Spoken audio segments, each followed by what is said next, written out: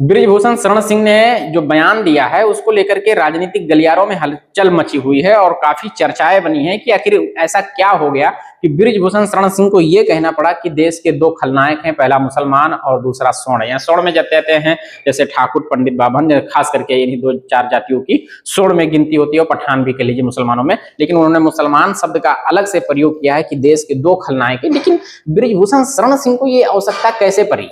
आखिर इसके क्या मायने हो सकते हैं? क्या राजनीति में बृजभूषण शरण सिंह किंग मेकर वाली भूमिका तलाश कर रहे हैं? क्योंकि ये खुले तौर पे पूरा देश और प्रदेश जानता है कि योगी आदित्यनाथ से उनकी इतनी नहीं बनती जितनी अन्य नेताओं की बनती है, इसलिए उनके जनसभाओं में योगी आदित्यनाथ शरीक नहीं होते, या फिर जिन जनसभाओं में योगी आदित्यनाथ उनके बेटे की रैलियों में पहुंचते हैं तो वहां बृजभूषण शरण सिंह नहीं होते। तो क्या ये मतलब ये कहा जाए कि योगी आदित्यनाथ जी के सामने बृजभूषण शरण सिंह अपनी ताकत दिखाना विधानसभा 27 में चाहते हैं,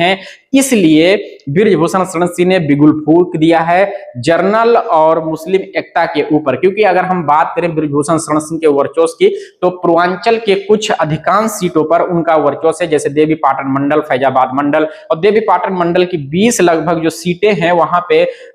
जो ठाकुर समाज के लोग हैं उनमें बृजभूषण शरण सिंह की अच्छी पकड़ है, इसको इनकार कोई नहीं कर सकता। और ये चीज अभी हाल फिलहाल में आप लोगों ने पूरे देश के अंदर देखा होगा कि किस तरह से अपनी ताकत उन्होंने दिखाई थी, चाहे वो राज ठाकरे जी को अयोध्या में आने पे रोकने को लेकर या यूपी में कदम न रखने देने को लेकर के अपनी ताकत उन्होंने दिखाई थी। अब वो ये ताकत को सियासत में कन्वर्ट करना चाहते हैं, बदलना चाहते हैं और सियासी जमीन एक बड़ी तलाश कर रहे हैं। हालांकि वो ना मंत्री ना रहते हुए भी वो इतना बड़ा पावर रखते हैं, इतना बड़ा उनका कद है कि एक मंत्री, दो चार मंत्री उनके सामने फेल है, लेकिन फिर भी अब वो राजनीति में एक बड़ी भूमिका तलाश करने के हमें लगता है प्रयास कर रहे हैं, क्योंकि बृजभूषण शरण सिंह का पूर्वांचल में दबदबा है और इस बात को शायद वो महसूस बहुत अच्छे से कर रहे हैं। इसकी वजह से वो ये चाहते हैं कि 10, 15, 20, 25, 50 सीट हमारे मन मुताबिक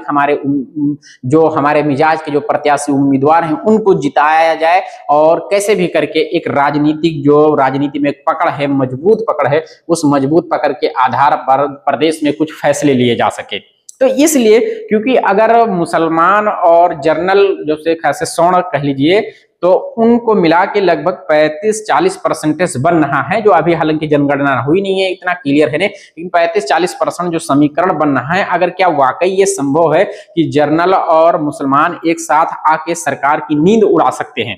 लेकिन सबसे बड़ा घूम फिर के बात यही आती है कि बृजभूषण शरण सिंह को ऐसी क्या नौबत आ गई कि उन्हें स्वर्ण को खलनायक बताना पड़ा इस देश में, इस प्रदेश में, क्योंकि योगी आदित्यनाथ जी की तो सरकार ही लोग बता